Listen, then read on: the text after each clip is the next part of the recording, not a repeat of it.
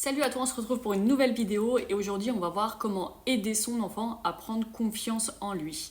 Sur cette page, on parle charge mentale, fonctionnement de l'enfant et fonctionnement d'adulte, alors abonne-toi pour louper aucune vidéo. Alors la confiance en soi, c'est un grand sujet. Même nous, en tant qu'adultes, on manque parfois cruellement de confiance en nous. Alors déjà, on va partir de l'adulte. Comment l'adulte prend confiance en lui? Tout simplement en passant à l'action. Il n'y a qu'une seule manière de prendre confiance en soi, c'est de passer à l'action. Je te prends un exemple. Tu veux prendre confiance en toi, par exemple au travail, lors des réunions, quand tu dois te mettre à parler, tu veux prendre confiance en toi pour être beaucoup plus à l'aise à l'oral. Donc, qu'est-ce que tu vas faire? Donc, tu peux peut-être commencer par réfléchir, essayer de te dire je vais faire comme ça, je vais faire comme ça. On a l'impression que du coup, on va se donner confiance. En réalité, ce n'est pas le cas. Le seul moyen de se donner confiance, c'est de passer à l'action. Donc, ça veut dire quoi? Ça veut dire que tu vas faire ta réunion, tu vas parler à l'oral, et ça, tu vas le répéter autant de fois que nécessaire jusqu'à prendre confiance en toi. Parce qu'en fait, c'est un entraînement. Tu vas t'entraîner à chaque fois où tu vas prendre la parole et tu vas voir que tu vas te sentir de plus en plus à l'aise. Donc, il n'y a qu'avec l'entraînement qu'on arrive à prendre confiance en soi. C'est comme par exemple pour faire du vélo, que ce soit chez l'enfant ou chez l'adulte, peu importe celui qui apprend à faire du vélo, il va devoir pratiquer plusieurs fois pour pouvoir petit à petit prendre confiance en soi. Chez l'enfant, si tu veux l'aider du coup à prendre confiance en lui, c'est quasiment pareil. Il doit pratiquer pour pouvoir prendre confiance.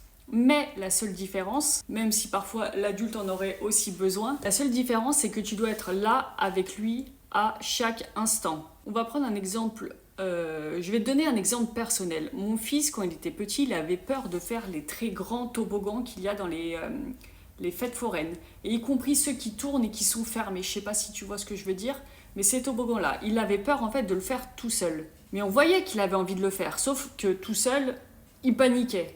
Donc du coup, qu'est-ce qu'on a fait? On est allé avec lui, on est descendu avec lui, une fois, deux fois, trois fois, autant de fois que l'enfant en fait a besoin.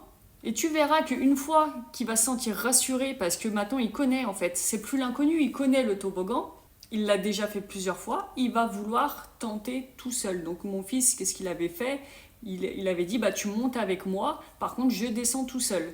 Moi je réceptionnais en bas, voilà, donc il était sécurisé, que ça soit en haut, en bas, il l'a fait tout seul, une fois, deux fois, et après bah, il montait tout seul et il le faisait tout seul. Il a pris confiance en lui de cette manière-là, en étant accompagné jusqu'à ce qu'il n'ait plus besoin. Et c'est important en fait d'attendre que ce soit l'enfant qui te dise qu'il n'a plus besoin de toi et pas toi qui estime que ça y est, c'est le bon moment.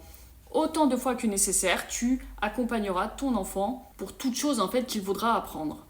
Par exemple, s'il va faire, je sais pas, du piano, qu'il prend par exemple des cours de piano parce qu'il voulait en faire, mais il voit qu'il n'y arrive pas en fait, qu'il galère parce que c'est trop compliqué pour lui.